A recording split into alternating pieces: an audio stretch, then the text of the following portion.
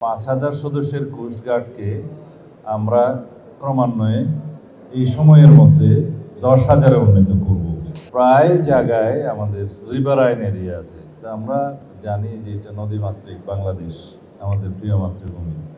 শুধুমাত্র কোস্টাল এরিয়াতে স্পেশালি যেটা ম্যানগ্রোভ ফরেস্ট এবং সুন্দরবন এলাকায় আর টোটাল কোস্টাল বেল্টে যেখানে যেখানে দুর্গম জায়গা, পানিপথ ছাড়া অন্য কোনোভাবে যাওয়ার সুযোগ নাই, সেই সমস্ত জায়গায় অন্যান্য আইনশৃঙ্খলা বাহিনীর সদস্যরা সাধারণত যেতে পারতেন না। সেই বিবেচনায় 1995 সালে দেশনেত্রী বেগম খালেদা জিয়া এই আইনটা প্রণয়ন করেছিলেন, কোস্টগার্ড আইন। সেই সময় থেকে যাত্রা শুরু করে আজ পর্যন্ত কোস্টগার্ডের যে শ্রীবৃদ্ধি, জনবল বৃদ্ধি এবং অ্যাক্টিভিটিস যা কিছুই হয়েছে, এটাকেও আমি যথেষ্ট মনে করি না। সেই জন্য আজকে একটা নীতিগত সিদ্ধান্ত দিয়েছি যে বর্তমান 5,000 সদস্যের কোস্টগার্ডকে আমরা ক্রমান্বয়ে এই সময়ের মধ্যে 10,000-এ উন্নীত করব এবং তার সাথে লজিস্টিক, ইকুইপমেন্টস, ট্রেনিং, অন্যান্য যা ফ্যাসিলিটিস প্রয়োজন সেটা আমরা সংযুক্ত করব।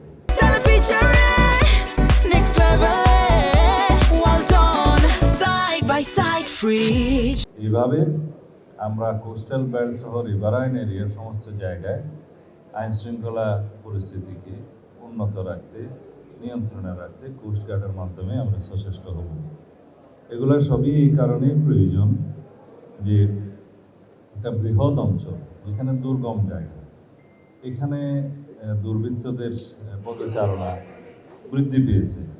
তাদের বিভিন্ন রকমের, যেহেতু আজকাল প্রযুক্তির সহযোগিতায় অনেক কিছুই সম্ভব, তাদের যোগাযোগ সমস্ত কিছু আগের ম্যানুয়াল থেকে এখন ডিজিটাল স্টাইলে চলে এসছে, কিন্তু আমাদেরকেও সেই হিসাবে ইকুইপড হতে হবে, প্রস্তুতি নিতে হবে। সেই জন্য কোস্টগার্ডের মতো একটা বাহিনীকে আরও বেশি উন্নত, সমৃদ্ধ এবং লজিস্টিক সহ অন্যান্য সাপোর্ট আমরা দেওয়ার জন্য আমাদের বাজেট সহায়তা সহ সব কিছুতে আমরা পরিবর্তন আনব।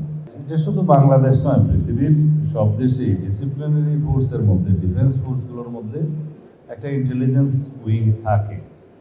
নিজস্ব বাহিনীর কোনো সদস্য কোনোভাবে দেশবিরোধী বা অন্য কোনো কর্মকাণ্ডে জড়িত কিনা সেটা ইন্টারনাল ইন্টেলিজেন্সের জন্য মিলিটারি ইন্টেলিজেন্স কাজ করে, সেটা সব বাহিনীতে থাকে এবং সমন্বিত একটা ফোর্সও থাকে এবং সেন্ট্রাল ভিজিলেন্স থাকে। তো এগুলোর মধ্য দিয়ে কেউ যদি এরকম কোনো কর্মকাণ্ডে জড়িত থাকে তাদেরকে ফাইন্ড আউট করা হয় এবং তাদের জন্য যে মিলিটারি আইনে যে সমস্ত প্রসিডিওর আছে, প্রসিডিং আছে, সেগুলো ফলো করা হয়। It is nothing new. আমাদের দেশে এরকম কোনো তৎপরতা নেই। কিছু এক্সট্রিমিস্ট গ্রুপ থাকে, পৃথিবীর সব দেশেই এরকম অ্যাক্টিভ থাকে, রেডিক্যাল কিছু ফোর্স থাকে, ফান্ডামেন্টাল কিছু পলিটিক্যাল পার্টি থাকে, এগুলো আমরা ইউজ টু, এগুলো থাকে। কিন্তু সেই বিষয়ে আপনি যে শব্দ উচ্চারণ করলেন, আমাদের দেশের বর্তমান কালচারে সেটা এখন আর নাই। আগে সেই শব্দটা উচ্চারিত হতো ফেসিবাদী আমলের সময়, তারা নিজস্ব রাজনৈতিক ফায়দা হাসিলের জন্য এগুলোকে হাতিয়ার হিসাবে তারা ব্যবহার করত। বর্তমানে বাংলাদেশে সেগুলোর এক্সিস্টেন্স নেই।